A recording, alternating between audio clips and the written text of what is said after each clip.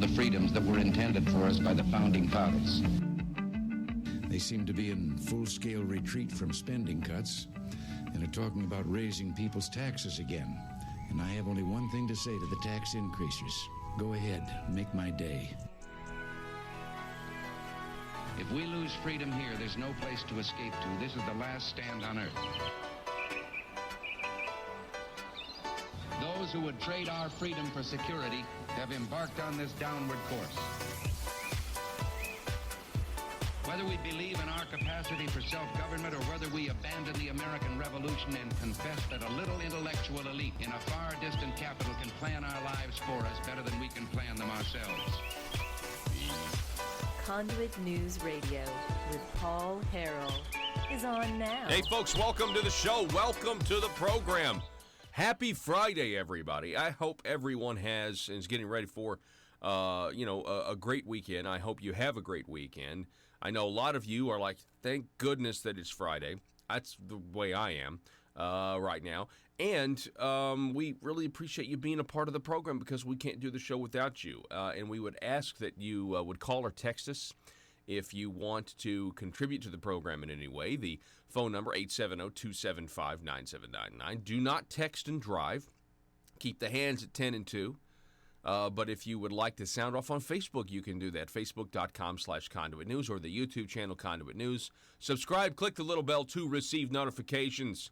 It is Johnny Cash Friday. We're going to get some great Johnny Cash music here in just a moment. Coming up at the bottom of the 7 o'clock hour, 7:33, we'll be talking with Congressman Rick Crawford. I want to ask Rick. Now, you tell me, what do you want me to ask Rick? He is the congressman for Arkansas's 1st Congressional District.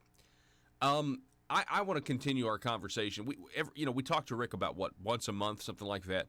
And a lot of times, because he is on the Permanent Select Committee on Intelligence there in the House of Representatives, he knows a whole lot. I mean, he hasn't told me any of this. I'm just saying, he knows a whole lot that he can't say, right? He knows a lot of classified information, and he probably knows a whole lot that, is going to come out that hasn't come out yet. But we have for the last several months been talking about James Comey, Andrew McCabe, the collusion. The only collusion that actually existed was between the Democrats, Hillary Clinton campaign, and Russia. That's the actual collusion that took place. All of this projecting the very thing that you're guilty of on Donald Trump.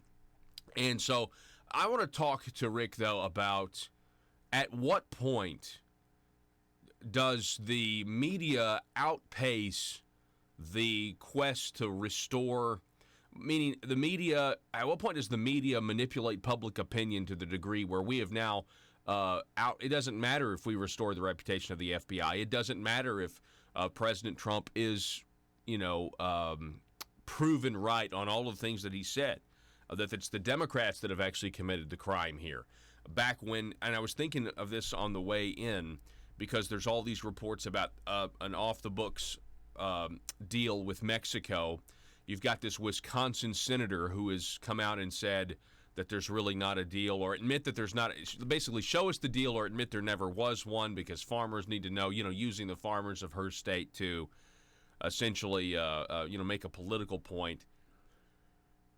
Folks, the things that President Trump says when it comes to predicting what's going to happen or predicting what has happened in the past are true. I mean, you're not going to hear that from the mainstream media because they're never going to take stock in whether or not they were right in their skepticism or outright lies to you. But case in point, here's the example. When the president showed them the agreement, a folded piece of paper, you had 4 or 5 mainstream media outlets claiming the piece of paper he was holding up was blank, and then photos emerged where the sunlight was shining through, and you could actually see printed text and a signature on the document. Because these people are so personally involved here, any professional journalistic standards that they had left before Trump are now completely gone, because whether they either have a lot to lose or they are just convinced that they're morally superior to the president. And everyone on the left, everyone is not everyone, I'm sure, but for the most part, when the left approaches political disagreement and debate, at this point, they believe they are morally superior to whoever they're arguing against. They come into it that way, so that when you prove them wrong with facts, they have nothing else to do but to get emotional and, in some cases, violent. I'll give you another example. When the president said he was wiretapped, made the tweet, just found out that I've been wiretapped, just found out that the Obama administration was tapping my phones. He was absolutely ridiculed. He was ridiculed by never-Trumpers on the right. He was ridiculed by the media and on the left.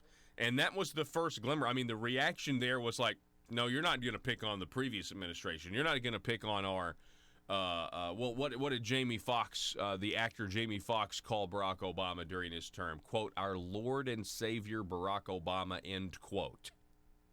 You're not going to pick on this guy. And they said that that's absolutely ridiculous. Well, now we know exactly what the President Trump was referring to when he was debriefed on what the Obama administration was actually doing. And we know that the president knows much, much more.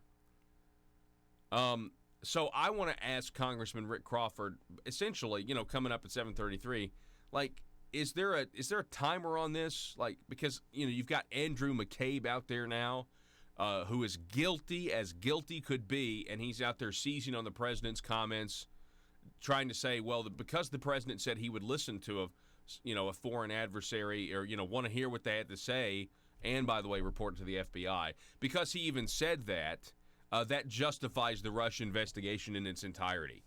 I mean, I guess my point is, I know if you're Andrew McCabe or James Comey, you're doing the national media circuit so that when you are arrested, the media can say this is a banana republic. I get that. But is there any fear in John Brennan? Is there any fear in Andrew McCabe? Is James Comey afraid? Or do they think they're going to beat the system? Or do they think that or are they so arrogant that they do not think that they're actually going? Because they're still allowing the political apparatus of the Democrat Party and the left and the media to use them to attack Trump. And you would think that if they really thought that they were caught, they would shut up and get a lawyer and go to a bunker somewhere or a non-extradition country. But that's not happening. And I know that William Barr is investigating this, and you have John Durham, and you have John Hughes. But I mean, the president's been in office for 2.5 years. So at what point are we actually going to see, if anything, actual indictments or charges or people's heads roll here for what happened, which was unprecedented when it comes to using your spying apparatus against the president of the United States, the president-elect, candidate Trump, and I think we're going to find out, according to Joe DeGeneva, Ted Cruz, and Rand Paul, probably some others who were spied on before the 2016 election via the FBI's outside consultants they hired. Not to mention, we have Australia, the United Kingdom, who apparently were also being utilized to spy on these Americans. It's a terrible situation. Let's go ahead and get to the big news, though. Sorry, I didn't mean to waste 10 minutes of your time on that, but we will be talking to Congressman Crawford coming up at 7:33. Okay, so here's some big news. Sarah Huckabee Sanders. Let's go ahead and start here. Sarah Huckabee Sanders. President Trump announced yesterday that she will be leaving the White House and returning to Arkansas. Here is President Trump. We have him via Twitter. And he decided to say this.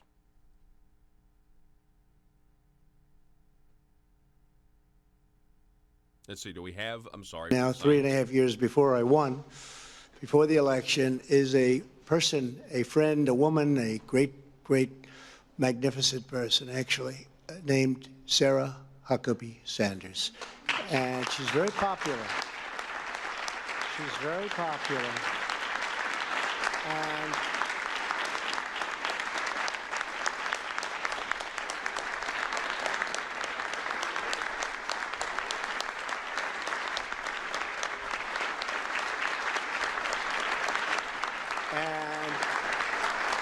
she's done an incredible job. We've been through a lot together, and she's tough. but she's good. You know, you also have tough and bad, right? She's tough and she's good. She's great. And she's going to be leaving the service of her country, and she is going to be going, I guess you could say private sector, but I hope she's going to, she comes from a great state, Arkansas. That was a state I won by a lot, so I like it, right? But we love Arkansas, and she's going to be going back to Arkansas with her great family. Her husband is a fantastic guy, and her family. And I don't know, Phil and folks, if we can get her to run for the governor of Arkansas, I think she'll do very well. And I'm trying to get her to do that. But I just saw her in the room, and I really wanted to call her up. She is a special person, a very, very fine woman. She has been so great. She has such heart. She's strong, but with great, great heart. And I want to thank you for an outstanding job. Yes, sir. And thank you. Come. And grace. I would say this about Sarah Huckabee Sanders, because I have been, like many of you, so impressed with Sarah Huckabee Sanders and how she has represented this country, how she's represented this president with a hostile news media, unprecedented. I mean, know this about Sarah Huckabee Sanders. She has faced an unprecedented, she has been the press secretary at a time like no other in this country, at a historic time in this country, where she has had to endure the slings and arrows of the outrageous news media that has a personal vendetta against the President of the United States because they don't like him. And so they refuse. They absolutely refuse to cover him fairly and accurately. And Sarah Huckabee Sanders has done an incredible job, an absolutely incredible job. Now, I don't know if that means she's going to run for governor. That would be certainly, that would make what is likely to be, a Republican primary for governor. You know, of course, it's not till 2022. It's a long way out at this point. I mean, not electorally speaking. This is when you would start to plan your campaign. I mean, this is when you would be leaving the White House to if you were going to do something like this. And you also have to think about possibly a run for a congressional seat of some kind as well. That's also possible here. Sarah Huckabee Sanders may want to run for Senate. She may want to run for a House seat somewhere in Arkansas. So it certainly is. Let me just tell you this: among Arkansas politicos, this certainly has made headlines everywhere, and it certainly is among the discussion among a lot of people right now. I mean, I didn't really see this coming. I just assumed Sarah would stay, in the Trump administration in some capacity. But I will tell you this. I will tell you this: as somebody is a member of the media, okay, at a much, much, much, much, much, much, much, much, much lower level, doing this job, covering the headlines. In her case, having to respond to ridiculous. It's like I just get to say my piece about the headlines. I don't have to defend the president. After what's she been here? Is it 3 years, 2.5 years? Exhausting, absolutely exhausting. I can't imagine how exhausting being the press secretary would be. I honestly can't imagine it. But she's done it, and she's done it well. Here is Sarah Huckabee Sanders. Here are her remarks after the president said such kind words, and again said, you need to go to Arkansas and run for governor. Listen to Sarah Huckabee Sanders from the White House yesterday. Thank you so. And we have for me at this point, this is like the blue screen of death. It's not, but when Twitter wants to buffer constantly, go ahead. Sometimes it just does this. You have to refresh real quick, and it go ahead. Thank you so much.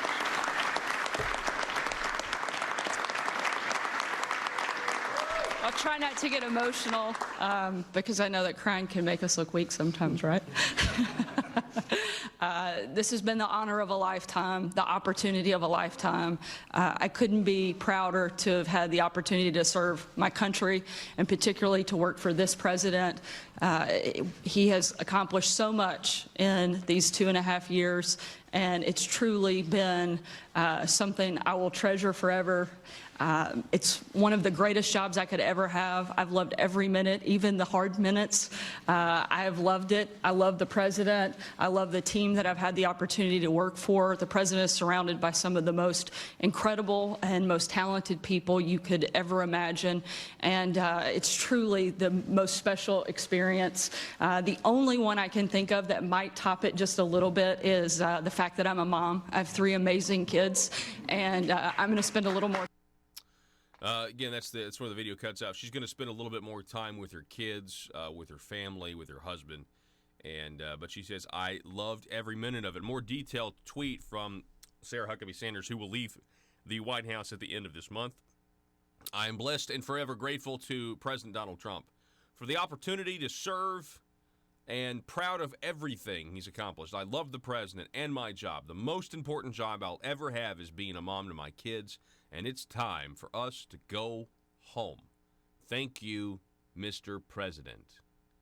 Again, Sarah Huckabee Sanders coming back home to Arkansas. What will that mean about the future of this state? We'll have to wait and see. We're going to take a break. The telephone number 870-275-9799. Call or text. It's Johnny Cash Friday. And Johnny Cash, Arkansas legend and Arkansas tradition. So we like to play as much Johnny Cash music as we can on Fridays, while at the same time peppering in the news and events of the day. We'll be right back.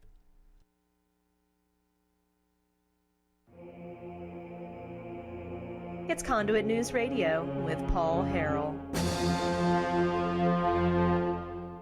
Welcome to the program. Thanks so much for being with us today. Let me check my headphones up here.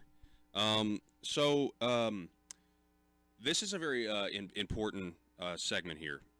We've talked a lot about angel moms before, but I don't think I've actually interviewed. I think we interviewed an angel dad, Steve Ronnebeck, a couple of weeks ago on the program. But here we have in studio, we have an angel mom. We actually have 3 really special guests. We have former Senator Linda Collins is with us. We have angel mom Catherine Hall. Hi, is good with morning. us, and then we have David Gutierrez. Morning, Paul. David, how are you, sir? Good. Really glad that you guys are with us. So Linda, I know you're really familiar with these stories here. So if I miss anything and you want to bring something out, you got to make sure you tell me. Okay. Okay, glad to do so. Okay. So let's start with what happened. Let's start with Catherine. Tell us the story, because I know you're an angel mom and your daughter's no longer with us. Yes, it was November 6th of 2016. Haley was the passenger on the back of a scooter with David when a man named Sergio Rodriguez, going 70 miles an hour in a 35, hit the scooter from behind. Haley had gone up onto the hood and was there for, I believe it was 235 feet when she came off of the hood and landed in the street. David and the scooter were trapped underneath for over 2,000 feet. After the truck had struck the scooter, it never slowed down. He never slowed down. He never stopped. Wow, that's a great. I have a picture here. Let's cut back to this, Joe. If we can see, this is the photo with the scooter underneath this pickup truck. David, let's go to David. You were driving the scooter.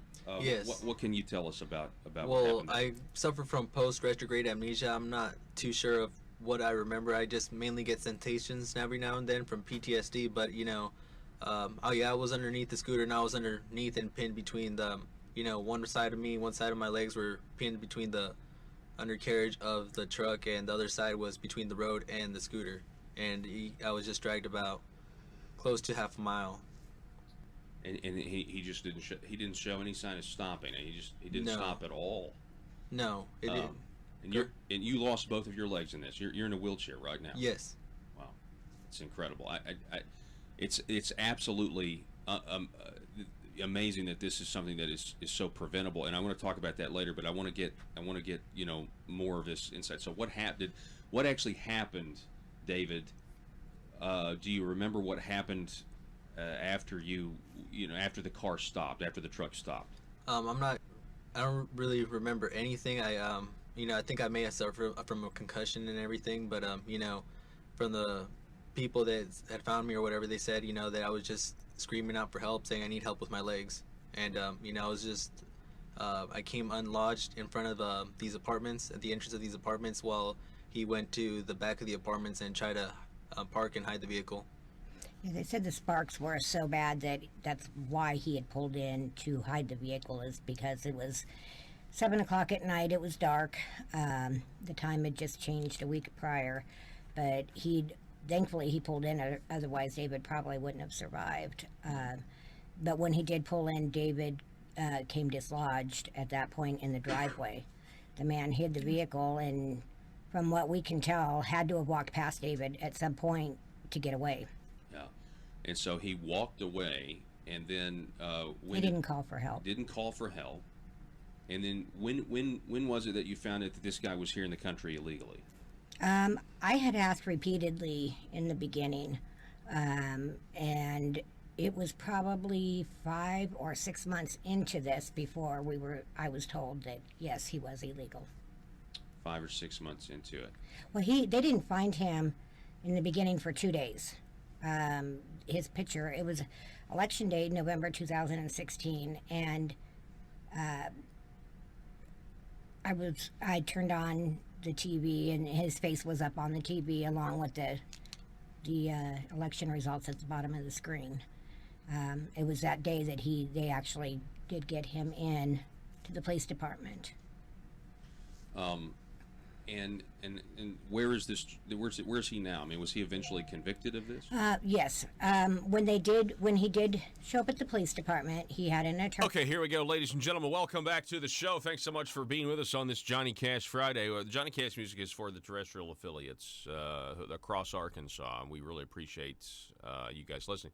Facebook, YouTube, they get all upset. They're like, well, you're not Johnny Cash, so you can't play that music on our platforms. It's very, very strange, but hey, I mean, I'd settle for that if they'll just quit banning conservatives and generally promoting digital book burnings. It's just me. Andrew Klavan over the Daily Wire. Democrats holding on to their empire of lies. On Wednesday's episode of the Andrew Klavan Show, the host discussed how the media is taking former Vice President and 2020 presidential candidate Joe Biden's side against President Donald Trump to enforce the left's empire of lies. He said before Biden even spoke yesterday, CNN said that Biden to eviscerate Donald Trump, which sounded a little violent to me. I don't know.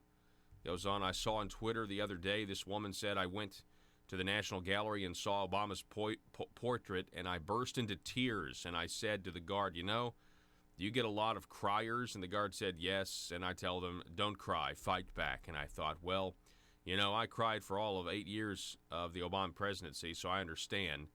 This is Andrew Klavan talking, but that is the lie that was created, the lie of this civil statesman-like man with remember, he's scandal-free, we all know he's scandal-free, meaning Obama. And Biden knows the press, that the press will do that for him. He knows the empire of lies exists. He knows Stephen Colbert. He knows Netflix will make movies about it. They'll send movies in theaters.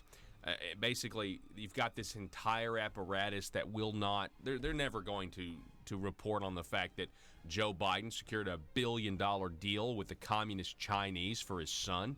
They're not going to report on what Joe Biden did in Ukraine. Because there was a prosecuting attorney investigating his son. They're not going to report on any of that because they just believe that the lesser of two evils is any Democrat versus Donald Trump. Any Democrat. And it's a shame. And speaking of putting things in movies, I mentioned this yesterday, but I am pretty upset that the Predator franchise has been completely corrupted because of climate change. The latest Predator movie, which wasn't that great, but the Predators apparently are coming to Earth now, not to kill Arnold Schwarzenegger and hunt, specimens, but they're coming here because of climate change. Me with him. He was not questioned, but he was given his rights and booked in and was released an hour and 45 minutes later. Wow, an hour and 45 minutes later. Yes. Tell, You know, go Paul, ahead, go one ahead, of the Lynn. things I would say is that's one of the concerns that we have in Arkansas, and we brought to light in the legislatures, you know, in the judiciary, is that this man fled the scene. And why wouldn't he be a flight risk? And so why was he ever allowed to leave the facility? It's very concerning. I mean, you've already got a strike against you. You're here illegally.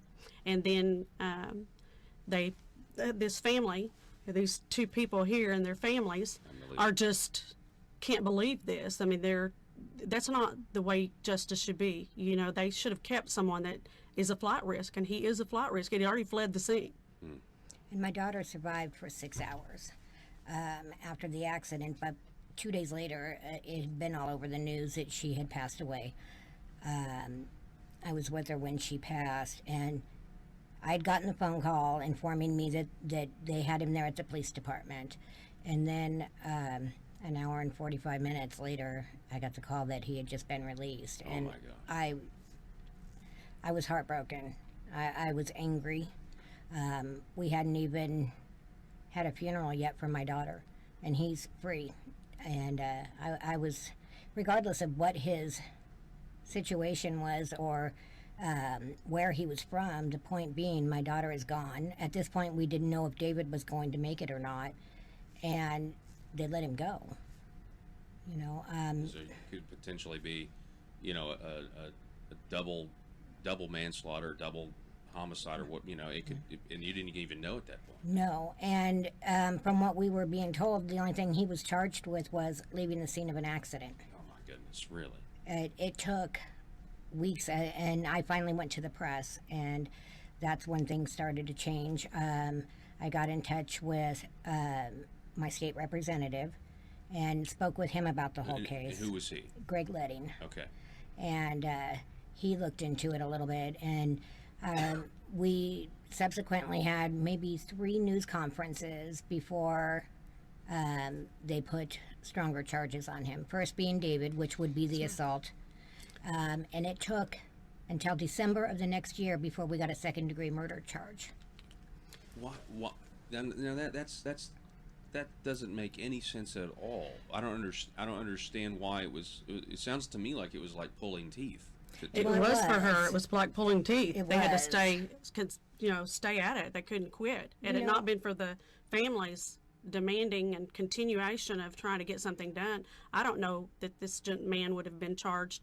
I mean, he's only serving 18 months as it is for the life of her child and David's disability now for the rest of his life. Although he's a fine young man, I've enjoyed my ride with him. David, you're. I just do want to say, going what you've been through, you do have an incredible spirit about you of perseverance, and I think that alone is a testament to just your character and who you are. Because I look at what you've gone through, and it takes a very strong person to be where you are today. Yes, thank you. And to me, it's more of a strong testament to the just the power that God's given me and stuff. Because first and foremost, He's helped shape my character and stuff. And that I was raised in in the church and being a Christian and stuff. And to me, He's given me the strength more than anything and more than anybody.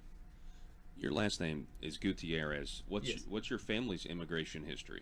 My mom, she used to live in Mexico and stuff and everything, and I come from California and everything, and I was born there, born in 1996, and she came over here, and she went the whole legal process and stuff, became a legal permanent citizen of this country and stuff, and she's we're all glad that we were blessed with the opportunity to make something, and for her to provide a stable home for us and a better life for us here in America, and we're proud to be Americans.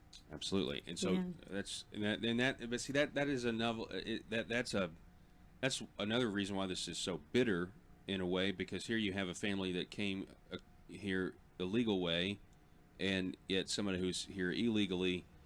I mean, this was a 35-mile-an-hour zone, and is the estimate that the truck was moving 70 miles an hour? Is that right? Yes. We Actually, I fought to bring the reconstructionist up because at first the reports were that he was not even speeding, and that wasn't true. The damage that was done to my daughter. Ladies and gentlemen, welcome back. Happy Friday to everybody out there listening. This weekend, we will the family of Linda Collins will put her to rest.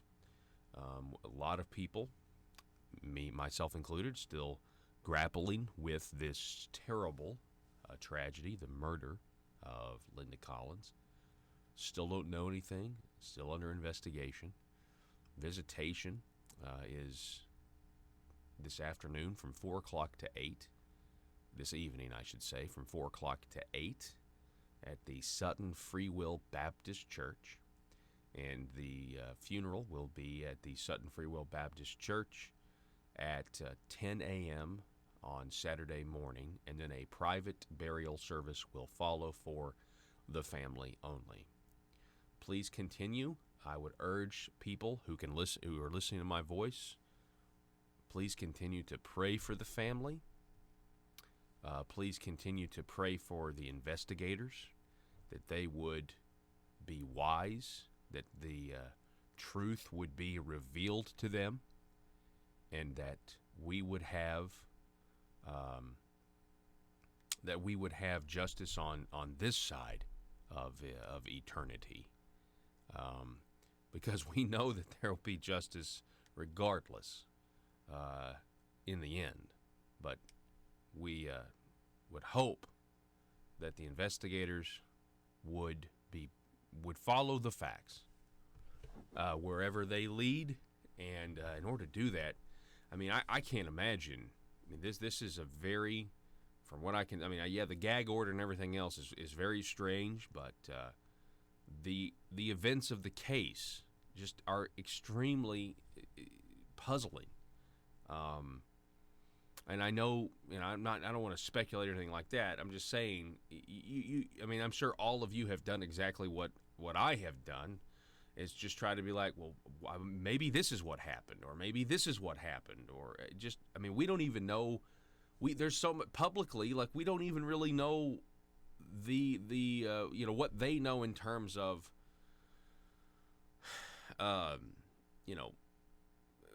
just basically because the law enforcement can't comment on it. So you don't know. You can ask questions. Well, was there forced entry? Well, there's no commenting on anything like that. So there's so much officially that we don't know. I mean, there are rumors, people talking stuff like that. But anyway, please continue to pray for the family, and also please continue to pray for the investigators, that they would know the truth, have it revealed to them, and bring appropriate charges on whoever it is that is still at large. I mean, keep this in mind. The murderer is still out there somewhere. Telephone number 870-275-9799. That's 870-275-9799. Okay, so you guys remember C&H Hog Farm, right? This story is so perplexing to me, and I'll tell you, you'll understand why here in a minute. But C&H Hog Farm is this business, and they wanted to raise hogs, And who here likes barbecue? You guys, I mean, I do. And, but unfortunately, you had the environmentalists, and they claimed that somehow the C&H Hog Farm was poisoning the Buffalo River. From what I can tell, according to my research, that was not the case, but there are other people that say otherwise. Most of these environmental groups that have names like, they have the word Arkansas in them, or local, or whatever. They want you, but they're connected. They're funded through the Sierra Club, which is directly tied to George Soros. I mean, these folks are fringe. Now, they may not think that they're fringe, but they are. C&H Hog Farm, this headline, it broke yesterday.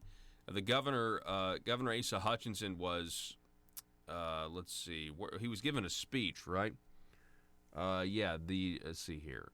Large scale of the lands. The announcement drew applause across the State House Convention Center ballroom in downtown Little Rock. So the state's going to buy out C&H Hog Farm.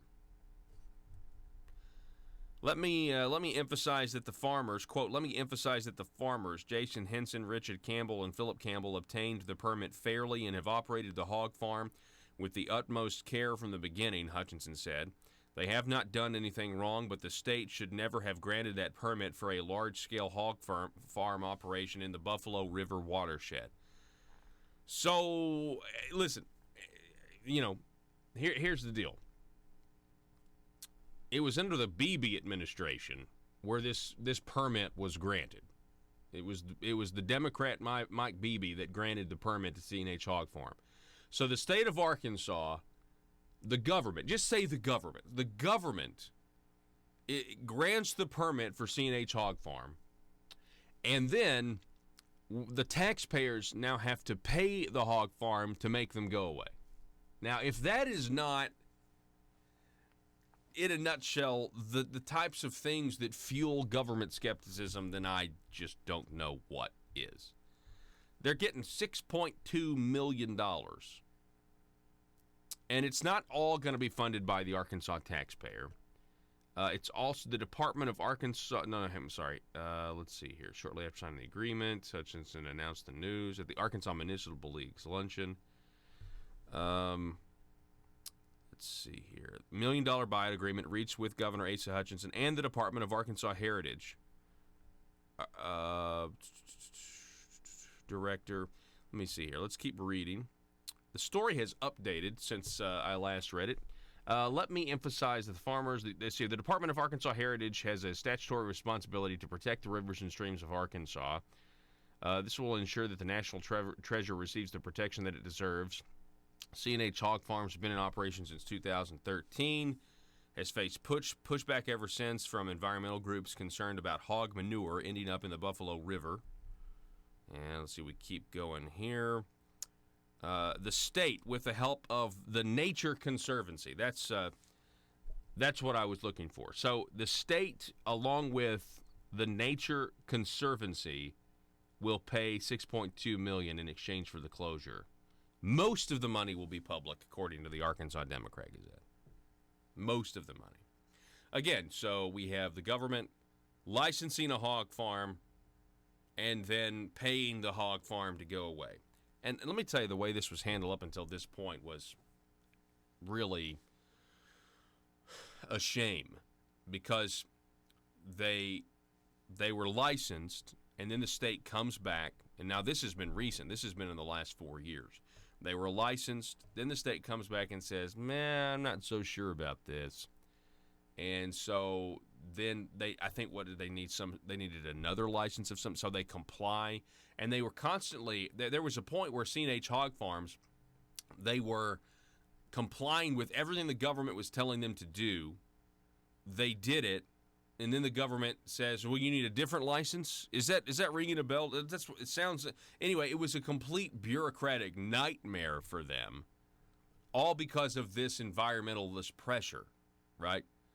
And people act like C&H Hog Farms is just taking the pig manure, and dumping it in the dumping it in the river. There are a ridiculous amount of safety precautions that are already, regulations that are already on these types of farms. But per the agreement, the compensation will cover the remaining balance on a multi-million-dollar loan and compensate the farmers for additional costs related to the closure, such as losses from cutting their contract with JBS Pork short and the remaining life of equipment purchased for the farm's operation. Now, of course, they're happy, quote, because, their lives aren't going to be ruined because the state told them one thing and then decided to do something else. Quote, the farmers say, we would like to thank all of those who have supported us through these difficult times, defending our rights to farm. He wrote in a statement to the Arkansas Democrat Gazette, we also thank the governor, whose leadership has been instrumental. The time has come to resolve this matter, and the terms of this agreement, financial settlement, and grant of conservation easement present a good solution for everyone. Hutchinson also said a temporary ban on new, medium, and large-scale hog farms in the watershed should be made permanent. He has directed the Department of Environmental Quality Director Becky Cog to start the rulemaking process to make the language permanent. So, I mean, maybe there's, look, I'm not somebody that wants to pollute the rivers and everything like that, but I also believe that we can farm and we can also be good stewards of the land and use the land that God gave us to raise pigs. I mean, I believe that that's a thing that can be done, and I think it can also be done next to a river. Isn't that amazing? But we live in times where, good grief, there's so many regulations that man can't even really do anything anymore. You know what I mean? There's so many regulations that man can't do anything. What I mean by that? Well, there is let me just give you an example. Okay, you go from like building the Hoover Dam, doing all these amazing things, like building skyscrapers. China can build a skyscraper in no time. Did you realize this? They can build a skyscraper in no time because they don't have literally just all of these regulations. Now, I'm not saying that you shouldn't have any type of regulations, but I'm just saying ours are overwhelming, and it actually hurts productivity to a scale that, the government certainly would never want to admit. But, for example, there was a tax increase on the people of Northeast Arkansas back in, it was several years ago now, to build a lake, it's a small lake. It's not like it's a giant lake, but they raised a tax to build what is now called Lake Bono in Northeast Arkansas, which you'd think would be simple. All you got to do, theoretically, is dig a hole in the ground and fill it with water. No. This required, environmentalists, then you dig too deep, and then you get to the wrong kind of soil, and it just, they went over budget, it wasn't ever done in time, and by the way, I haven't been out there in about a year, but if you go out to this place, it looks like, and I'm just going to say this, there are no trees around this, it's just, it literally is a hole in the ground with water in it, with like a concrete pad leading up to the water. It is not attractive at all. Last time I looked, and this was probably, again, like a year ago last time I looked, and I couldn't believe it. It should be a news story. It's so bad. What the taxpayer actually paid for versus what they were promised. It is, it's really, really bad. But, you just contrast that. Contrast what we were able to do before government got so big versus what we can do now. And there is a huge gap there. Huge gap. And again, I'm not for people being able to pollute the rivers or anything like that. What I am for is more freedom and higher penalties if you mess up. And no one really ever talks about this, but if your company does something that harms other people, let's say it pollutes the water. I think over on the East Coast somewhere this happened, where there was a company that was storing its waste next to a river that ended up poisoning a lot of people's water supply, or it was a lake or a reservoir or something, and they were storing this waste in barrels, and I can't remember what kind of waste it was. And it leaked and it poisoned. But there were no consequences for that business owner, for that company, because the EPA didn't have a regulation about what they were supposed to do with that yet. And so people think that the EPA, the Arkansas Department of Environmental Quality, do all these good things with these regulations. But in reality, they're not the experts. They like to think of themselves as the experts, but they're not. They actually have no idea how to do, most of the time, they have no idea how to do the things that the people that work in the industries do that they're tasked to regulate, So if you've got somebody who's building conveyors, or you've got somebody who's building giant machines, OSHA and these, like the people that are enforcing those regulations on you, they don't know how to build machines. They don't know how to build conveyors. They don't know how to wire an electrical cabinet. They don't know how to do those things most of the time, but they're there to enforce regulations and that sort of thing. And so because they don't know the ins and outs of each industry they're supposed to regulate, which is a plethora of them, there are things and regulations that they can't foresee, which gives the business owner or the corporation the ability to say, oh, there's not a regulation from that, so I don't have to worry about what happens. I don't have to worry about this waste because I have not failed to comply because there's nothing to comply with. Does this make sense? So what ends up happening is people just are looking at the bottom line. They're saying, am I in compliance? How much is compliance going to cost? How much does it cost for me to comply with OSHA? How much does it cost for me to comply with the EPA? How much does it cost? Okay, it costs this much, I'm done. And so you've checked all your boxes. And in the meantime, the things that they haven't thought to regulate yet might actually be a risk, but you're not liable for it. So I would be for things like getting rid of most of these regulations and leaving it up to the business owner and increasing the liability on these business owners. So if you're negligent and your company does something like, pollute a river and poison people's water supply or whatever, maybe you shouldn't be protected from bankruptcy laws. Maybe you shouldn't be protected with bankruptcy laws. Maybe you should be, you're liable for it. At the very high ups of the company, you could go to jail. I mean, think about that. If you were a business owner and you could potentially go to jail if your company was negligent in these ways, wouldn't that make you, in and of itself, cross every I, dot every T, look out for the public safety on your own, instead of these regulations that we think we're, policing properly, but in reality, you don't know the ins and outs of that industry, and so things are going to fall through the cracks, as they have many times in the past. So my point is I have full confidence that a farm like C&H Hog Farms could operate in the Buffalo River watershed because they want to be good stewards, number one, but also you create an incentive to where if you pollute the water, if you do these things, if we find that you do that, the liability, the consequences are much higher, right? I think there's a balance there is all I'm saying. I'm presenting one extreme side of what you could do. Telephone number 870-275-9799. Tell me what you think about that. I mean, we want to trust the government more than we want to trust individuals. And I think that's the problem here. Back in a moment, folks. It's Johnny Cash Friday. Her body, and there's no way it was 35. Wow. So I had fought to bring up a specialist here from Little Rock that came up and did a reconstruction of the accident site and calculated 70 miles an hour. And I've heard a lot through being an angel mom. This was a car accident. This was, why are you fighting against immigration when this was just a car accident? But that's not the case.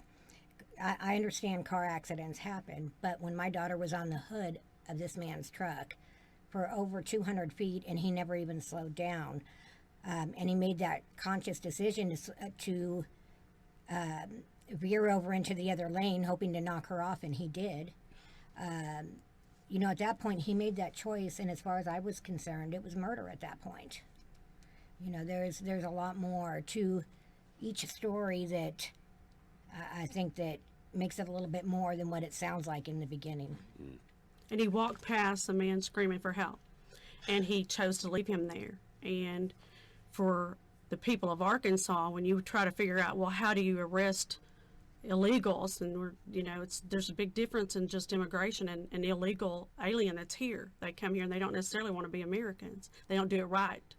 But when you can walk past someone and only get 18 months that's screaming for help and ignore that help, that call for help, he could have allowed him to just die.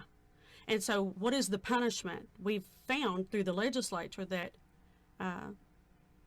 Paul, they don't seem to get the same amount of time that an American gets when they do a crime. And that's just not right.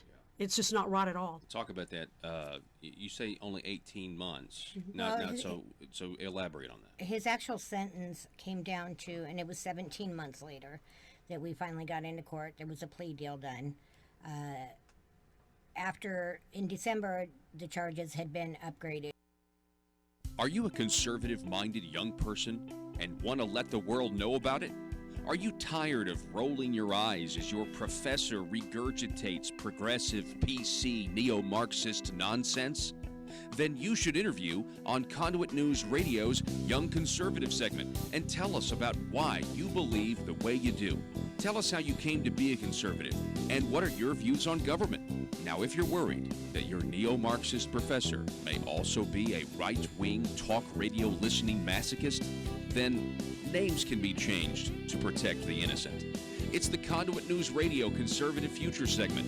To be interviewed, call 870-275-9799. That's 870-275-9799.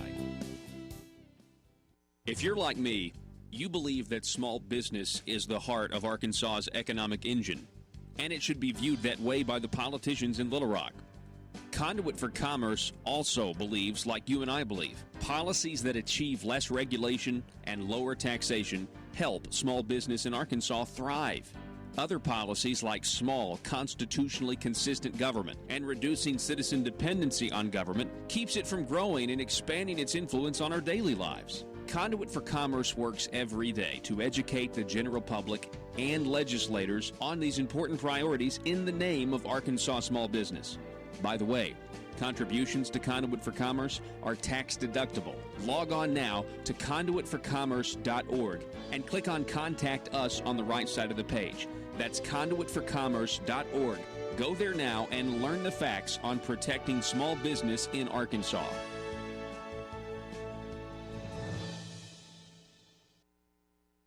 In her body, and there's no way it was 35. Wow. So I had fought to bring up a specialist here from Little Rock that came up and did a reconstruction of the accident site and calculated 70 miles an hour. You know, and I've heard a lot through being an angel mom. You know, this was a car accident. This was, you know, why are you fighting against immigration when this was just a car accident? But that's not the case. I understand car accidents happen, but when my daughter was on the hood of this man's truck for over 200 feet and he never even slowed down, and he made that conscious decision to veer over into the other lane hoping to knock her off, and he did. You know, at that point he made that choice, and as far as I was concerned, it was murder at that point. You know, there's a lot more to each story that I think that makes it a little bit more than what it sounds like in the beginning. And he walked past a man screaming for help, and he chose to leave him there. And for the people of Arkansas, when you try to figure out, well, how do you arrest illegals, and there's a big difference in just immigration and an illegal alien that's here. They come here and they don't necessarily want to be Americans. They don't do it right. But when you can walk past someone and only get 18 months that's screaming for help and ignore that help, that call for help, he could have allowed him to just die. And so what is the punishment? We've found through the legislature that, Paul, they don't seem to get the same amount of time that an American gets when they do a crime. And that's just not right. It's just not right at all. Talk about that.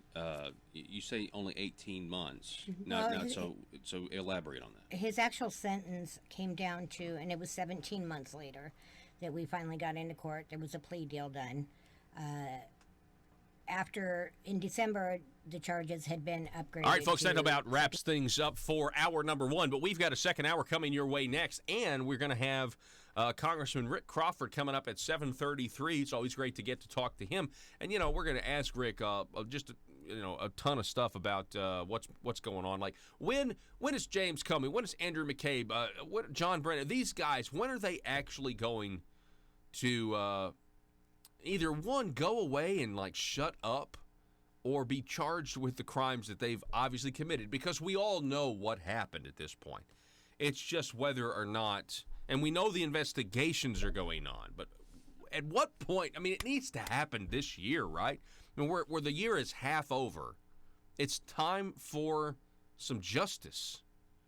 Especially, I wouldn't want to do this in the middle of a presidential election in 2020 because the press will even have more of a field day. But hey, what do I know? Back in a moment.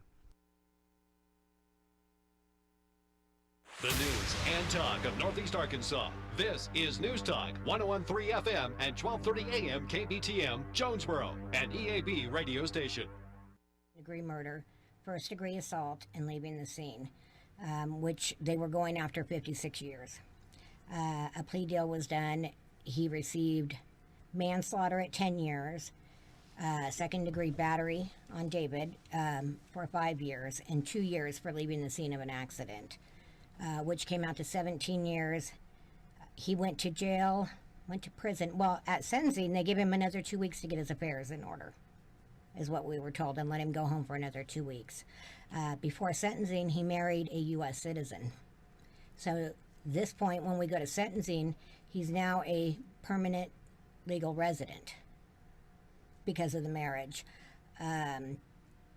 We go to sentencing, the judge gave him 2 more weeks to go home, and then it was the end of April, I believe, that he finally went to jail.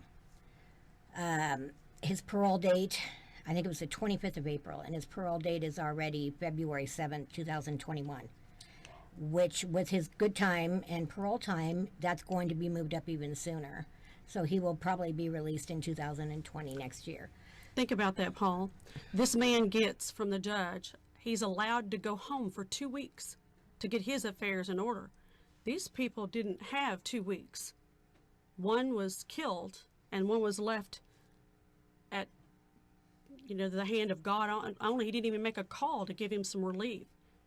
So he gets to go out and go back home for 2 weeks before he goes to jail. Well, you missed it. He was already home for 17 months. Right, prior. right. I knew that part. You stated that. But he gets 2 weeks after the sentencing to go home. This is a photo of Catherine. This is your daughter. This is her November 17th, 2014. Let's see if we can get this. And here is a photo of her November 6, 2016 in the hospital. So I just wanted people to kind of know that. I'm see this photo right here. This is, this is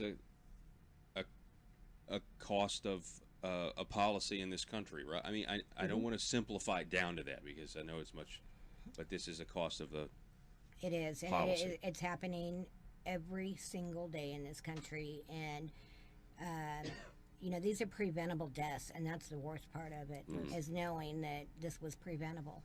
Wow. We're talking with Catherine Hall. She's an angel mom. Linda Collins, former state senator, as well as David Gutierrez. We're going to take a break. You guys can stick with us because I think we've got to talk about this some more. So, folks, don't go anywhere. We'll be back here in just a moment. All right, folks, welcome back to the program. We're here with angel mom Catherine Hall, former state senator Linda Collins, and David Gutierrez. This is, I was talking to them during the break because we want to get this information out to the people. I mean, that's what this is about. People need to know what you guys have been through. So, real quick, let's talk about insurance. Okay, right. Tell us. Well, maybe I'll let David handle that. Yeah. David, go ahead. And the liability insurance in the state of Arkansas for you to have the minimum liability is $25,000. And to start off with, I was only through the insurance settlement alone given $8,333.33 for losing my legs. A third of it went to settling with the state for my medical bills, and a third of it went to my lawyers that represented me, and a third went to me, which ended up being that sum amount. That's incredible. That's a major problem we see in the state is that they don't have to follow the law. They're here legally, first of all, so they have nothing to lose. And so then whenever there's a situation like this, it's just heartbreaking what we've heard, the stories, even when Senator Stubblefield did his bill. For years we've talked about in the legislature this issue of no compliance on insurance. It's horrible. You and I have to have that. Right. There's punishment, Exactly. major punishment for that we're going to have. Yeah. But in this case, these people have the punishment. They can't even do medical bills. They can't even pay their medical bills. Haley's bills were $48,000, and the death on the insurance is supposed to be $50,000, but they were underinsured on this vehicle, and we had been told that a lot of these smaller companies will do that, and they get their insurance card and nobody ever checks to see that the amounts are at the legal limits and they've got the card. Haley's part of the insurance was $25,000, but like I said, her medical bills were $48,000. That's incredible. So that's a whole nother aspect of this about a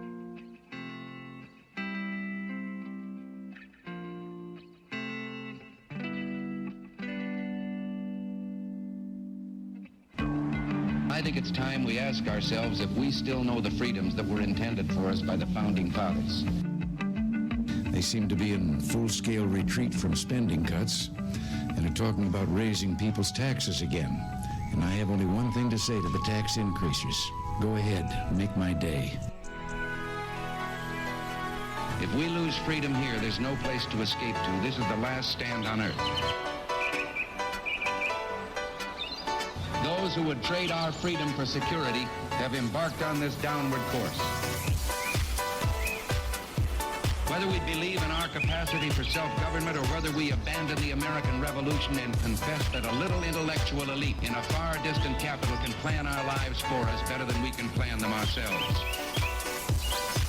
Conduit News Radio with Paul Harrell is on now. Folks, welcome to the program. Thank you so much for being with us. Hour 1 is already in the books. This is Hour 2. Hour 1's podcast titled Sarah Huckabee Sanders for Governor? ? Leaving the White House, the president urging her to run for the governor of Arkansas. We will follow this with a lot of interest because that would be very, very interesting. And I will just add this. You've heard this said, but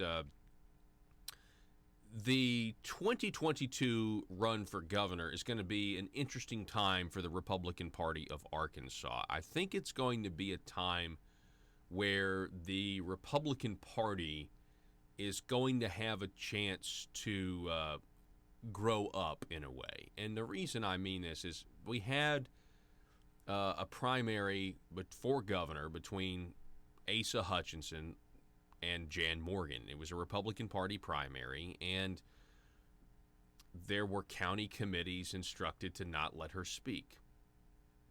And I don't think that's going to be allowed this next time because you're looking at possibly a primary between Lieutenant Governor Tim Griffin, who most everyone expects to run for governor, possibly the Attorney General Leslie Rutledge. There are rumors and whispers that the governor's nephew, Jim Hendren, might run. But I'm not even sure how he could run just because of his record at this point. I mean, he ran an earned income tax credit bill and had a press conference with Democrats. I mean, that's a tough one for me. But, I mean, stranger things have happened. And now possibly, I mean, Sarah Huckabee Sanders. What a primary that would be, number one. But number two, don't you want to hear what they have to say? And it certainly highlights the embarrassment of what the establishment did to Jan by not wanting her to speak, not wanting her message to get out, wanting to basically, in some cases, ignore that Asa had a primary challenge, that there wasn't a unity, that there wasn't this unity around him because of the liberal policies he supported at times. So anyway, I just think for the governor's race in 2022 will be interesting. The primary will be the general election, and it'll be very interesting to see the party listening to other people debate, what their vision is for that position for the state. Anyway, telephone number 870-275-9799. I mean, the party of free. By the way, to highlight what happened, I don't want to harp on this, but to highlight this, the mentality of the RPA back in the last election cycle, during that primary, that mentality was an anti-freedom of speech mentality. And considering what we're seeing now with conservatives being banned on digital platforms, the digital book burning that is going on, people being unpersoned, deplatformed, it's a shame that ever happened in the Republican Party of Arkansas that claims to be the party of freedom of speech. because the ends justify the means, which the ends at this point was making sure Asa stayed in the governor's office. There were people willing to compromise the principle of freedom of speech, freedom of thought, debating ideas. There was never a debate, by the way. There were people willing to compromise that, and I just think what a shame. But you know what? We're all humans. That's what we're capable of. We're capable of just being giant hypocrites every single day, every single minute. I mean, anyway, it's just a thought. It looks worse now that the leftist thing to do is to try to silence you, is to try to deplatform you because they're afraid your message is effective.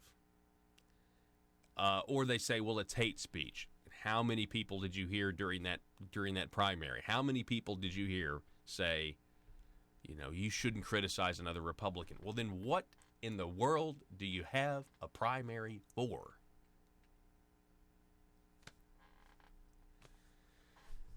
Anyway, so Joe Biden, speaking of electoral politics, we got a big one coming up. We got this 2020 election, and Donald Trump has got to go back to the White House for another 4 years, or got to stay in the White House for 4 years. If anything, to see, you beat Hillary Clinton, right? And Arkansas is very thrilled that Donald Trump won because of Hillary's Arkansas ties and how responsible we are for Bill Clinton and how that albatross. We didn't want two albatrosses around our necks. But now it's time to beat the average white Democrat from the 1990s, Joe Biden.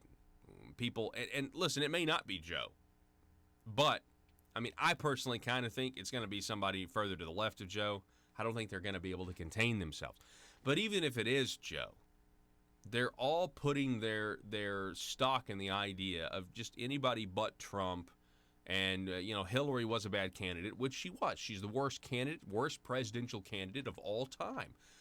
She may be the worst candidate in the history of the world to try to run for office, under the assumption that she's somehow morally superior or good.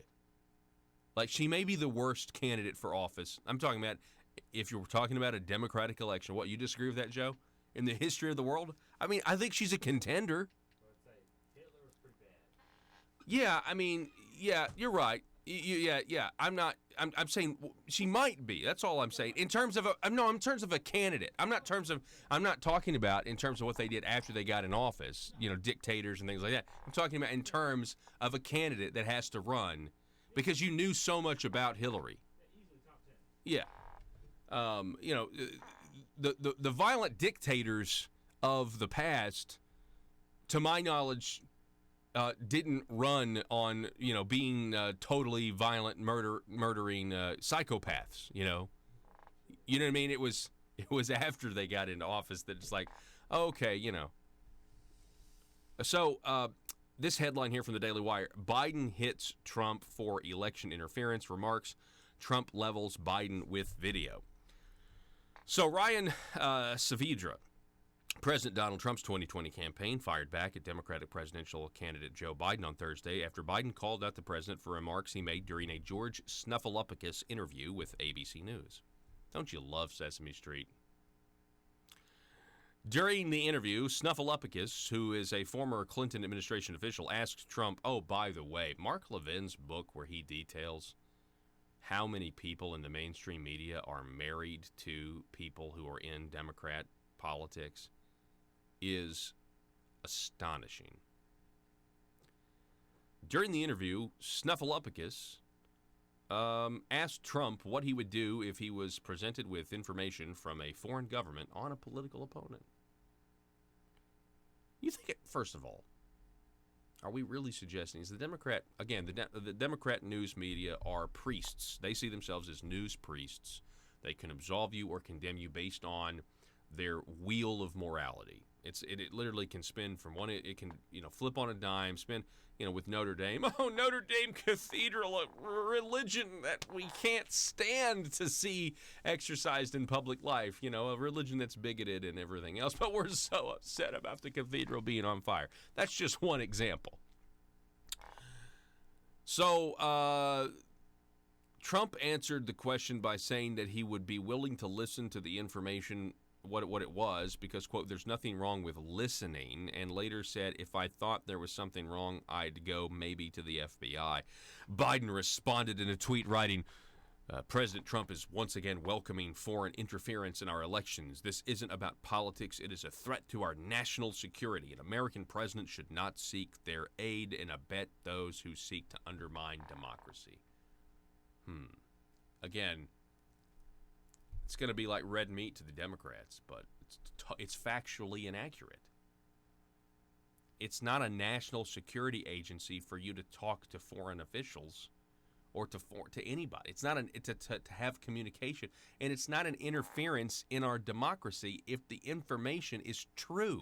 It's only an interference in our democracy, Joe, if you're using foreign governments to create totally bogus lies, and when your own government is spying on members of the Trump campaign and sending spies in to plant information with George Papadopoulos, who then later mentions it to somebody else, which is then the genesis of the entire investigation, which was caused by the operation in and of itself, very much like the arrest of in the arrest and conviction of Manafort was due to the existence of the special counsel's office in the first place, not because of anything that actually happened with Trump and the campaign in Russia.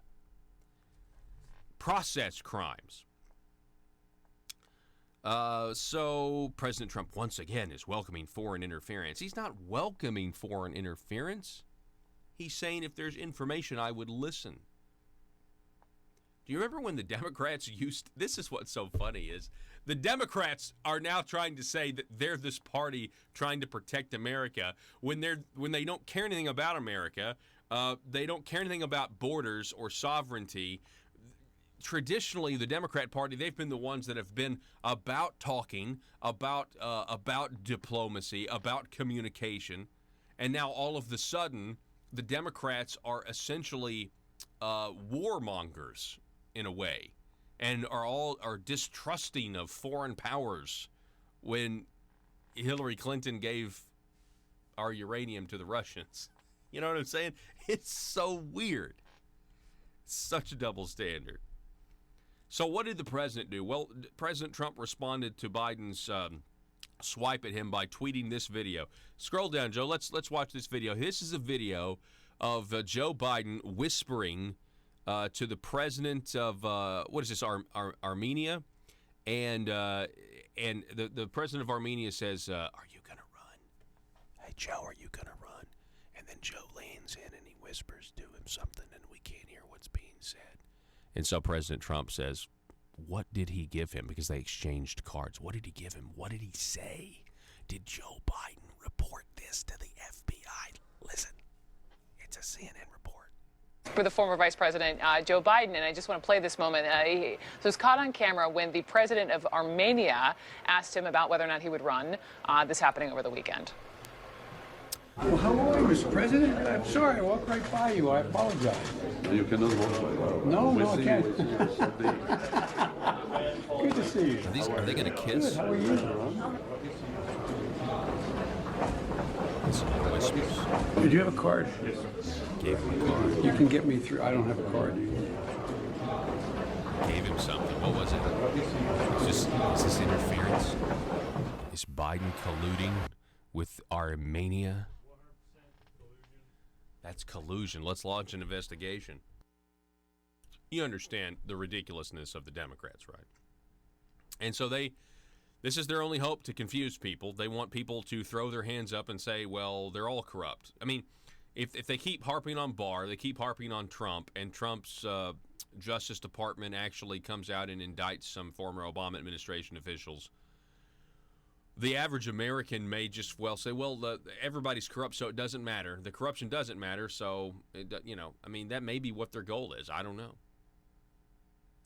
But we'll see if it's Joe Biden or not. I don't know. Go to joebiden.info and see old pervy Joe creeping on some kids.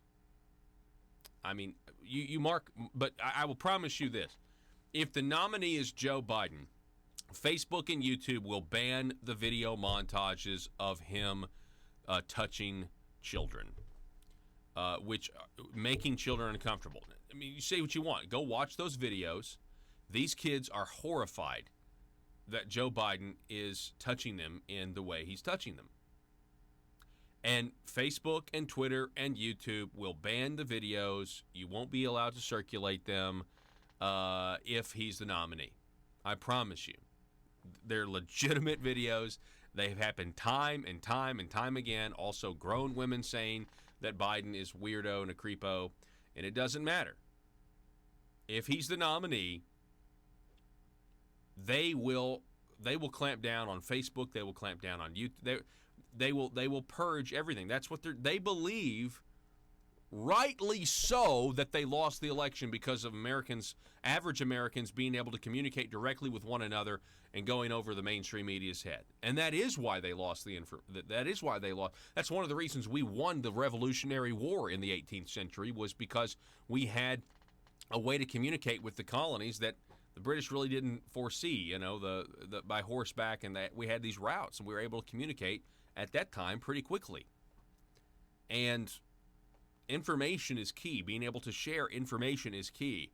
And they will stop and are stopping being able to communicate because they know that their ideas were rejected because there were people out there, there were other media outlets out there that gave them the truth. So, what time is it? We got to take a break. We're going to be back coming up here at 7:33. Congressman Rick Crawford will be back with us, and I'm sure we'll talk more about the corruption in the Department of Justice and the FBI and what is going to be done about it. Don't go anywhere. Illegals in this country that no one ever talks about. And that's wild. Tell me about the judge, Catherine. You guys were not even allowed to ask the judge for restitution? That's correct. We had asked repeatedly, not just, that we wanted some money to come from this. Haley had a baby that is going to be without her mother for the rest of her life. We didn't mention that either. And that was in the photo of your daughter Haley as a mother, and now so we have a child without a mother. Yes, and we asked for restitution, and we were told that they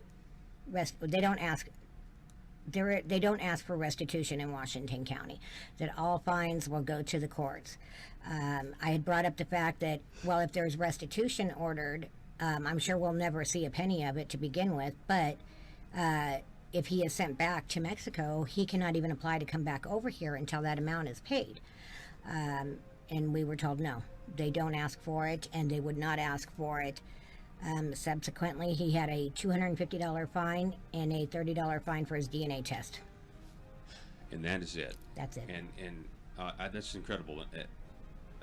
This has got to stop. That's why we're doing It's this. Stop. We're going to talk more about what you guys are doing in Washington and in the state with legislation when we come back with Angel Mom Catherine Hall, David Gutierrez, and former State Senator Linda Collins. Back in a minute. Folks, if you're just joining us, we are with former State Senator Linda Collins, Angel Mom Catherine Hall, and David Gutierrez.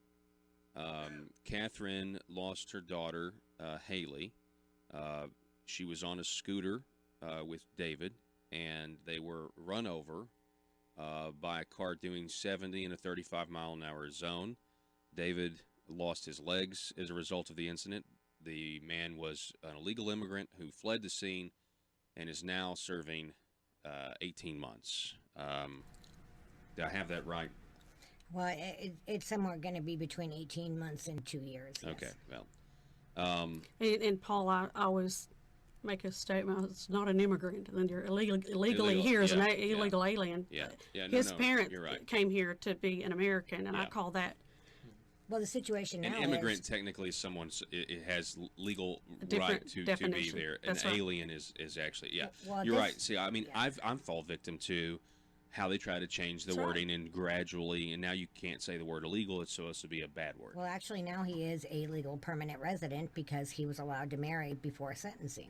And that's an issue that we're having. And I just got a call from Voice a few days ago stating that they're not quite sure. When he goes to his immigration hearing,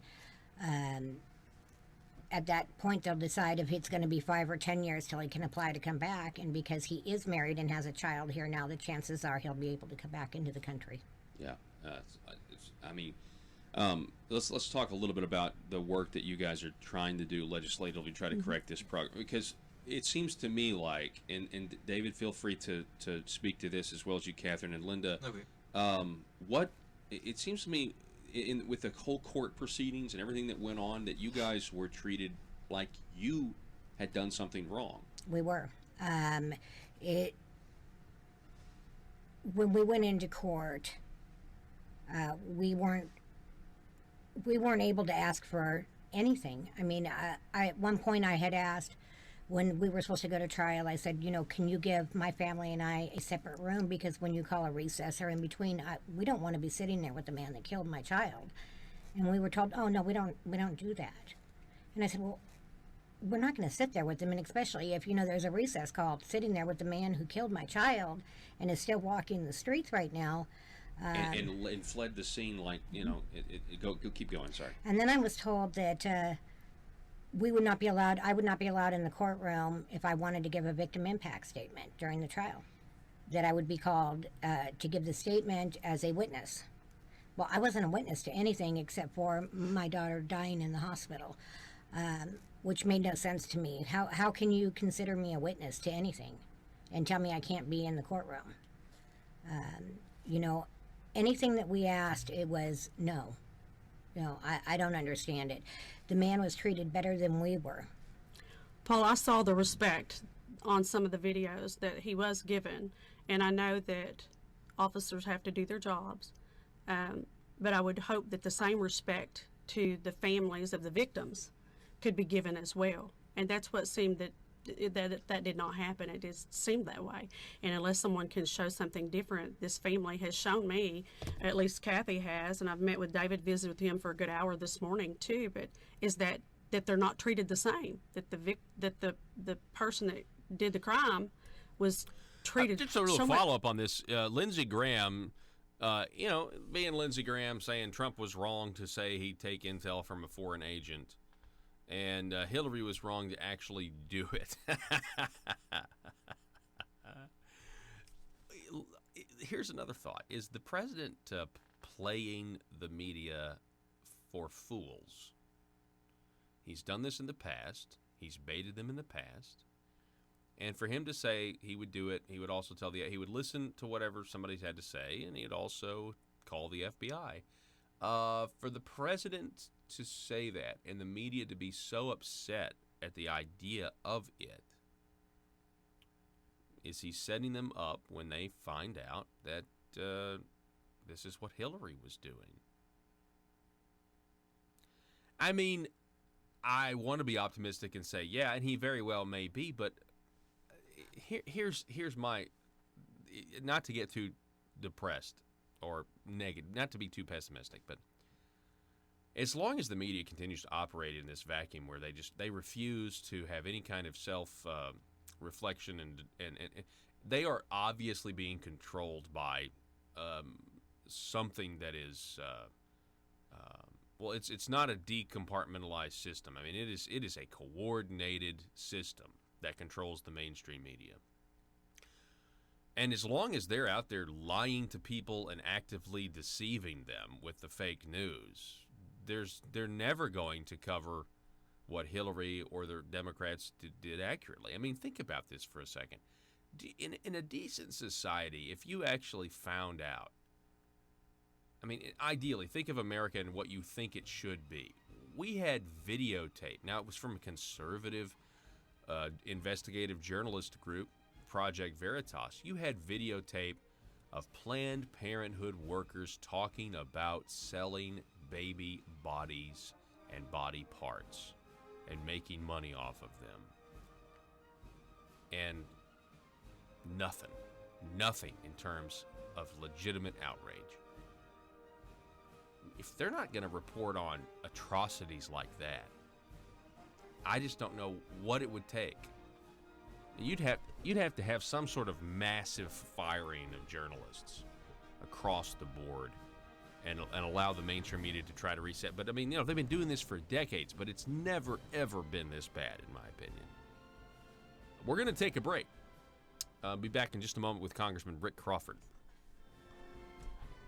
Better than the families were, and it just seems like the system is upside down, and we have to bring attention to that because we need changes in the way we handle is this a statewide policy, or is this specific to Washington County? And do you feel like the justice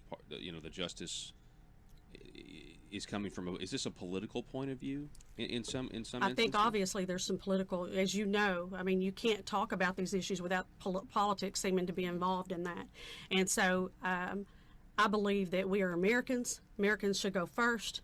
And if you come here the right way, we're going to help you, because we used to call it the melting pot. We talked about that coming in today, and I want David to elaborate on that. But because of what he said as well. But if you're going to be an American here and a proud American, and your taxes are paid to take care first of us, of Americans first, we have to look at those policy changes. I think they've been ignored. I think the laws are there on the books, and they've been good. It's just that we have ignored the law.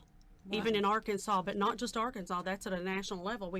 We've finally come to a crisis in our country. Yes. We're finally at a crisis. But David, go ahead and speak to that.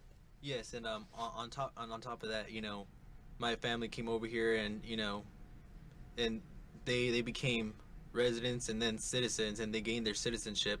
And we came from California, and we lived, my mom now, through the hard work that she's done, she's retired now and stuff, but she still works at Tyson and everything. But she's worked. She was a single mother, and and on top of that, it makes me proud. I have no shame to say she's a single mother, because it doesn't matter,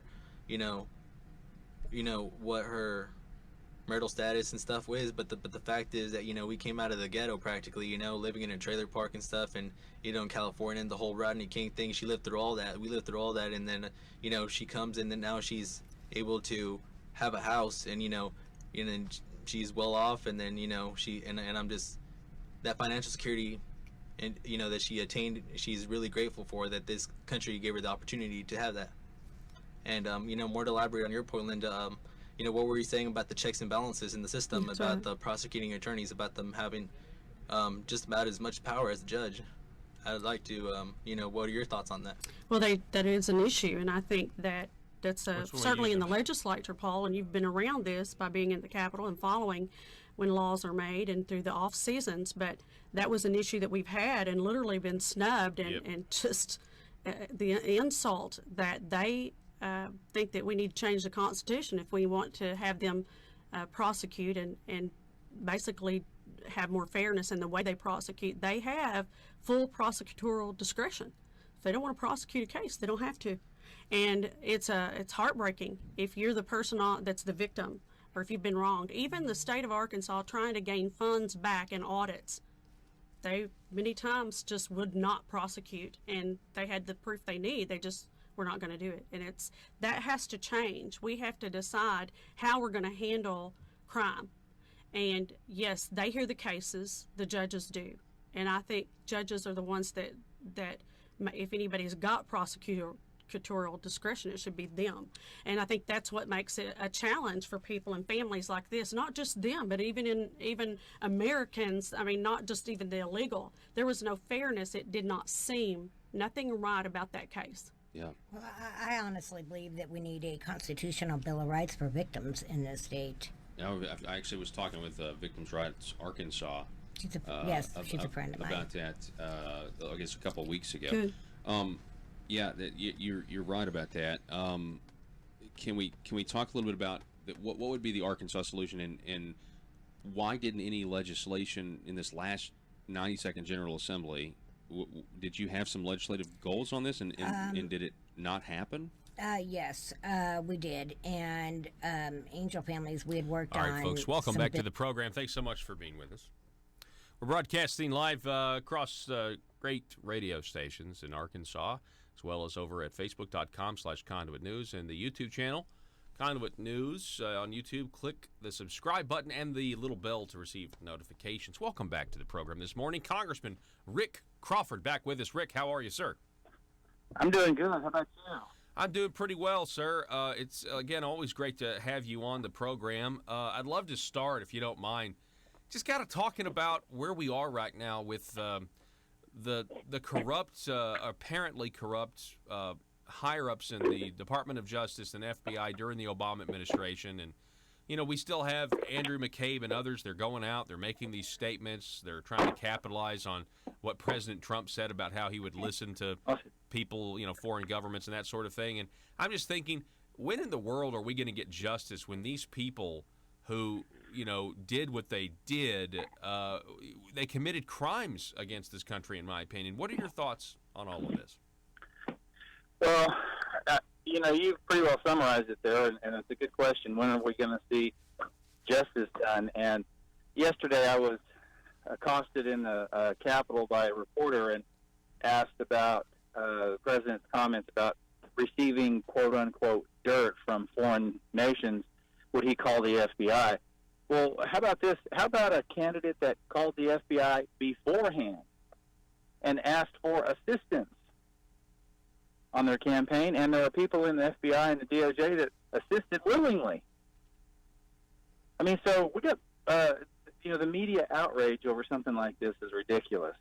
And that's how they escape scrutiny, quite frankly, is because the media carry the water for these bad actors in the FBI and the DOJ. And I would just want to clarify that the FBI and DOJ are they're good people. They've got bad leadership. There's some bad leadership. That cabal in Washington has been calling the shots now for several years. We just had an open hearing in the Intelligence Committee, and there were two of the witnesses. You know, the majority party calls their witnesses, and then we get call one. And they had two witnesses there, and one of them, neither one of them had read the Steele dossier, but both of them were there to critique it, and in a manner of speaking, and they acknowledged that, well, they hadn't actually read it. And one of them had worked for both Mueller and Comey in his 24-year career in the FBI. So, you know, how in the world are you supposed to get objective material or objective testimony from a witness like that? And this is what we continue to see in Washington is, you know, these committee chairmen in various committees that have got memorandums of understanding between the committees to cooperate together to damage the president in any way possible. And I'm really kind of sick of it. I just think they ought to go ahead and impeach the president. Go ahead and do it. Put your cards on the table and see what happens. Because this backhanded way of doing it, that they're basically doing an impeachment inquiry right now through all of these committee hearings that they do in the intelligence and oversight government, in judiciary and financial services. You know, just go ahead and do it. You know, if you're that convinced, and then let the American people decide how they feel about it. Do you think they're doing that to appease the radical, the far left movements of their party? Because, you know, Nancy is afraid of AOC. Absolutely. So here's the thing. This is a dirty little secret that, you know, the Democrats, you know, in middle America don't want to acknowledge, and that is that AOC, Ilhan Omar, and Rashida Tlaib are not majority makers. Those seats were Democrat seats regardless of who ran. That wasn't going to change. There was no net effect to electing those three individuals with regard to the makeup of the Democrats in Congress. That wasn't going to have an impact because that was not a net change there. What this does is puts pressure on people like Daniel Lipinski in Illinois, Connor Lamb in Pennsylvania, Kurt Schrader in Oregon, Colin Peterson in Minnesota. Those are the majority makers. It's people like that who can win in marginal districts or even R-plus districts, and they're having to go home to their people and explain why their speaker has become a socialist. And the reason she's done it is because she's trying to get out in front of these clowns and show that she's the preeminent Democrat in America, and nobody's going to out Pelosi.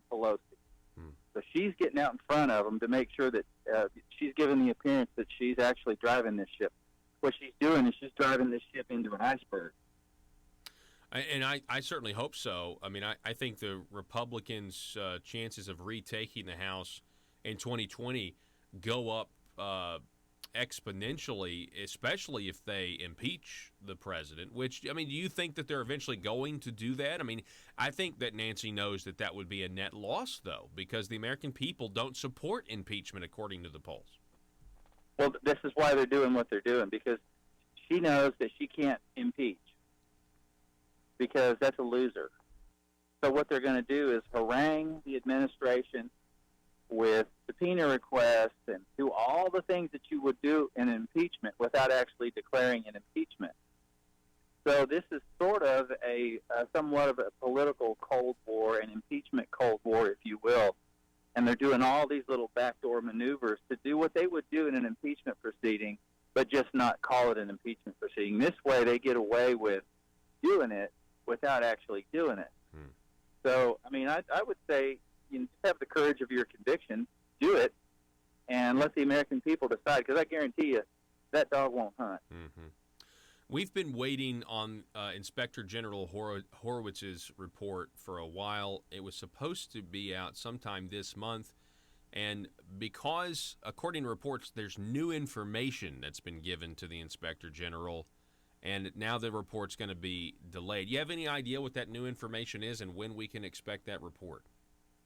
Well, I can tell you it has been reported that there are a number of findings that he conducted over the last 30 days, somewhere in the neighborhood of 6 IG inspections, individuals within the FBI and the DOJ, and it's amazing what they found. Okay, so you had a guy running, basically an FBI employee running a service garage in the FBI parking garage where he was doing maintenance on FBI agents' cars, I guess, right? You had, one woman that was, I don't know if she was muling pot or what the deal was, but this was an FBI employee, DOJ employee. I don't know if she was an agent, but she was an employee of one of those two agencies. And they cover all this stuff up. There were 6 separate incidents, and it's these type of kind of low level, not necessarily threatening national security, but certainly a gross breach of conduct and a gross misuse of taxpayer dollars. And yet they've covered that up. And so that's an indication of kind of what's going on there. That's in Washington, by the way. It's not as though we've got FBI agents in Jonesboro running some kind of scam or something like that, right? No, this is all coming out of Washington. So those 6 individuals, that came to light, but there's more, and there's so much more, and it's so much deeper than that, and so much more dangerous than, changing somebody's oil in the FBI garage, that this got to be turned over to the new investigator, the U.S. attorney from Connecticut, and this is a guy that's going to get to the bottom of it. Yes. And that's what's got him afraid. This has got people. You haven't heard a heck of a lot from Comey in the last couple of weeks. He's kept relatively quiet, and he had been getting out there on Twitter quite a bit, trying to make some noise.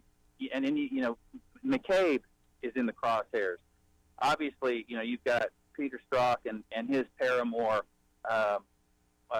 Page, and a laundry list of other bad actors in the FBI and the DOJ.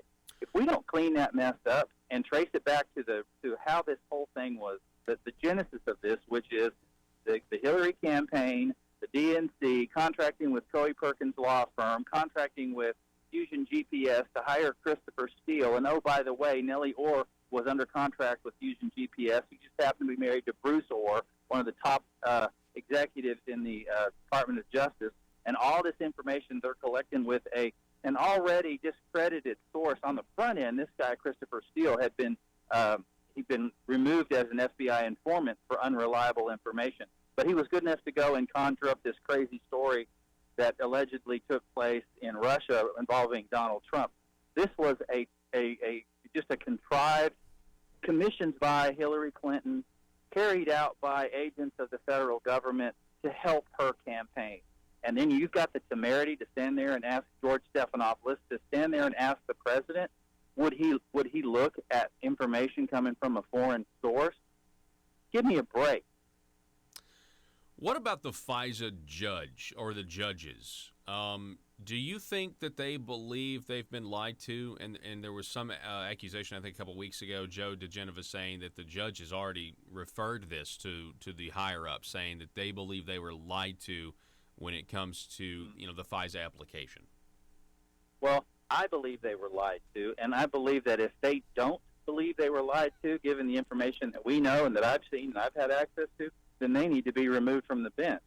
And there's a whole lot of people that don't really understand the construct of the FISA court and how that works, but that has to be reformed, and it has to be reformed soon, because we can't have a repeat of this type of thing. And the reason that this was, you can't have the sort of, coffee shop relationship with these FISA judges. And there's a rotation with these judges. It's not as though they sit in this, skiff, in the basement of the Supreme Court and wait for people to come in and ask for warrants.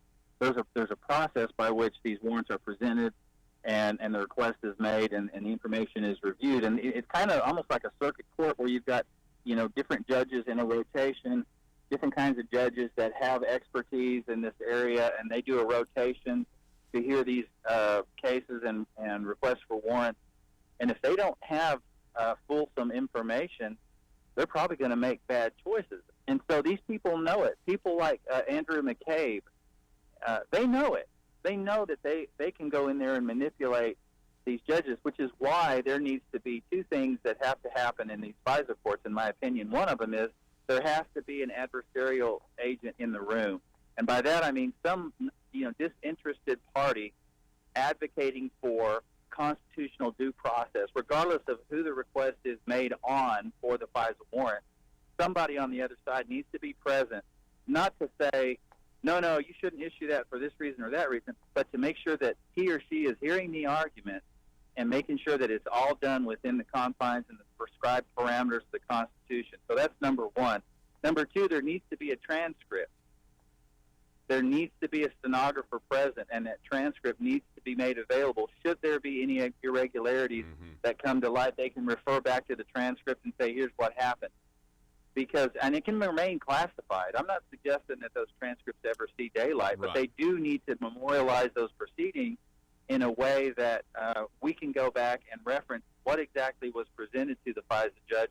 So then we can make a determination, was there an attempt to deceive the FISA judge? Without those reforms, it's going to continue to be difficult. Yeah, and those are really good ideas, really good reforms. And I know Congressman Crawford, you did an excellent job representing the state of Arkansas, representing District 1 on this Intelligence Committee. I think somebody else who has represented the state of Arkansas very well by representing the president, Sarah Huckabee Sanders. I just would love to get your comment on her exiting from the White House and the president even urging her to come home and run for governor. But what do you think about what she's done on that national stage, representing our country, the president, and the state of Arkansas? Well, I'll tell you this, that she has raised the bar, and anybody that comes in behind her, I would not want to be that person, because she's done such a formidable job in engaging in hand-to-hand combat with a very hostile media establishment. And she, day in and day out, just the composure, the poise, the quick wit, all of those things that we've probably never seen to the degree that we've seen it with her. And she really kind of, I think, has set the standard for what any White House spokesperson would aspire to. And so that's going to be a loss for the Trump administration, but this is a naturally occurring phenomenon in that the burnout for that type of job, quite frankly, I'm surprised she stayed as long as she did, because of the 24/7, you're on call all the time. She's got small children at home. She's got a husband, and she's a family woman, and this was a major sacrifice on her part to be able to do it, and she did it very well. In fact, maybe better than anybody ever has. I think you're right about that. Definitely a contender. Congressman Rick Crawford, it's always great to have you on, and I thank you for your candor and keeping us informed here back home, and just keep going. We got to get to the truth. I know you're pursuing it. I know it's tough with Adam Schiff, now the head of that committee, but we really appreciate it, sir. I hope you have a great weekend. Thanks, man. Appreciate you. All righty. Congressman Rick Crawford, everybody. Telephone number 870-275-9799. It's Johnny Cash Friday. Also, for our online audience, we're replaying the last, about 4 weeks ago, was the last time I personally saw Senator Linda Collins, who is no longer with us. Our visitation's tonight in Pocahontas at the Sutton Free Will Baptist Church from 4 to 8. Funeral is tomorrow at 10 a.m. And I'm still mourning this loss like you are. Please continue to pray for their family, and please continue to pray for the investigators so that we can get justice, and that they will follow the facts wherever they lead. We're going to take a break and be back here in just a moment. Now, this is the last interview that Senator Linda Collins Smith did with us here with me at Conduit News, and it was a good one, and we miss her dearly. Back in just a moment. Better than the families were, and it just seems like the system is upside down, and we have to bring attention to that because we need changes in our the way we handle is this a statewide policy, or is this specific to Washington County? And do you feel like the justice is coming from is this a political point of view in some I instances? think obviously there's some political, as you know. I mean, you can't talk about these issues without politics seeming to be involved in that, and so I believe that we are Americans. Americans should go first. And if you come here the right way, we're going to help you, because we used to call it the melting pot. We talked about that coming in today, and I want David to elaborate on that. But because of what he said as well. But if you're going to be an American here and a proud American, and your taxes are paid to take care first of us, of Americans first, you know, we have to look at those policy changes. I think they've been ignored. I think the laws are there on the books, and they've been good. It's just that we have ignored the law. Right. Even in Arkansas, but not just Arkansas. That's at a national level. We've finally come to a crisis in our country. Yes. We're finally at a crisis. But David, go ahead and speak to that. Yes, and on top of that, you know, my family came over here, and you know, and they became residents and then citizens, and they gained their citizenship. And you know, we came from California, and we lived, you know. My mom now, through the hard work that she's done, you know, she's, you know, retired now and stuff, but she still works at Tyson and everything. But, you know, she's worked. She was a single mother, and you know, and on top of that, you know, it makes me proud. I have no shame to say she's a single mother, because you know, and you know, it doesn't matter, you know, what her marital status and stuff is, but the fact is that, you know, we came out of the ghetto practically, you know, living in a trailer park and stuff, and you know, in California, and the whole Rodney King thing, she lived through all that. We lived through all that, and then you know, she comes in, and now she's able to have a house. Are you a conservative-minded young person and want to let the world know about it? Are you tired of rolling your eyes as your professor regurgitates progressive, PC, neo-Marxist nonsense? Then you should interview on Conduit News Radio's Young Conservative segment and tell us about why you believe the way you do. Tell us how you came to be a conservative and what are your views on government. Now, if you're worried that your neo-Marxist professor may also be a right-wing talk radio listening masochist, then names can be changed to protect the innocent. It's the Conduit News Radio Conservative Future segment. To be interviewed, call 870-275-9799. That's 870-275-9799. If you're like me, you believe that small business is the heart of Arkansas's economic engine, and it should be viewed that way by the politicians in Little Rock. Conduit for Commerce also believes, like you and I believe, policies that achieve less regulation and lower taxation help small business in Arkansas thrive. Other policies like small, constitutionally consistent government and reducing citizen dependency on government keeps it from growing and expanding its influence on our daily lives. Conduit for Commerce works every day to educate the general public and legislators on these important priorities in the name of Arkansas small business. By the way, contributions to Conduit for Commerce are tax deductible. Log on now to conduitforcommerce.org and click on Contact Us on the right side of the page. That's conduitforcommerce.org. Go there now and learn the facts on protecting small business in Arkansas.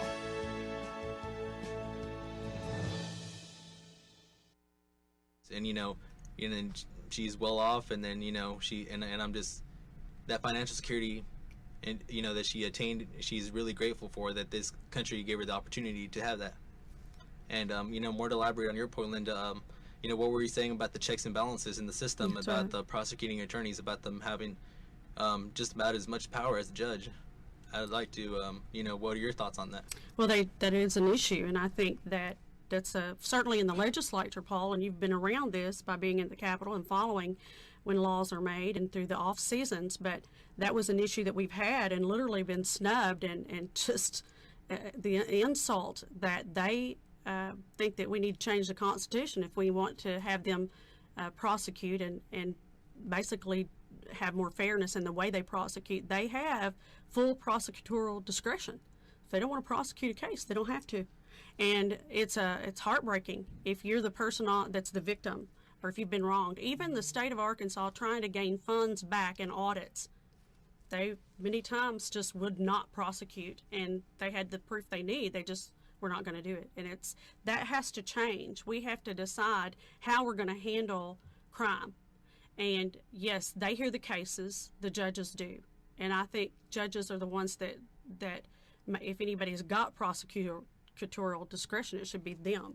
And I think that's what makes it a challenge for people and families like this, not just them, but even Americans. I mean, not just even the illegal. There was no fairness. It did not seem, nothing right about that case. Yeah. Well, I honestly believe that we need a constitutional Bill of Rights for victims in this state. I actually was talking with Victims' Rights Arkansas. She's a friend of mine. About that, I guess a couple of weeks ago. Good.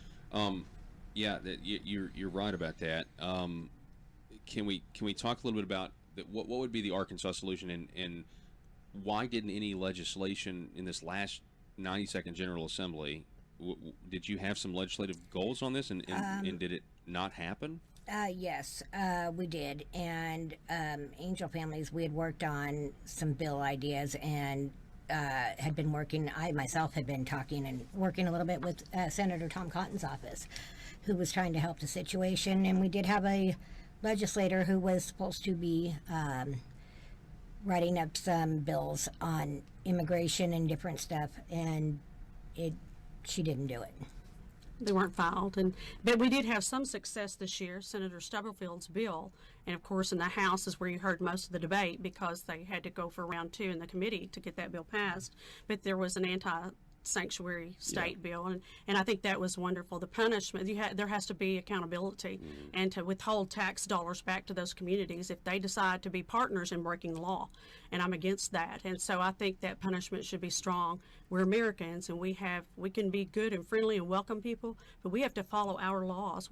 They're American laws, and we need to make sure that they're enforced. And I appreciate Senator Stubblefield for going through with that bill, and of course the determination of Representative Brant Smith to follow up and continue it and not give up. And we're blessed, but yet we had a loss. We were giving our tax dollars to illegal families who are here not necessarily legally. We're giving scholarship dollars too. So, but I think that riled the people up, probably helped this other bill pass. Yeah, I think you're right. I definitely think you're right. If you're just joining us right now, we're talking with Catherine Hall. All right, who's welcome Angel back. Mom, It is Johnny Cash Friday. Thanks so much for being with us.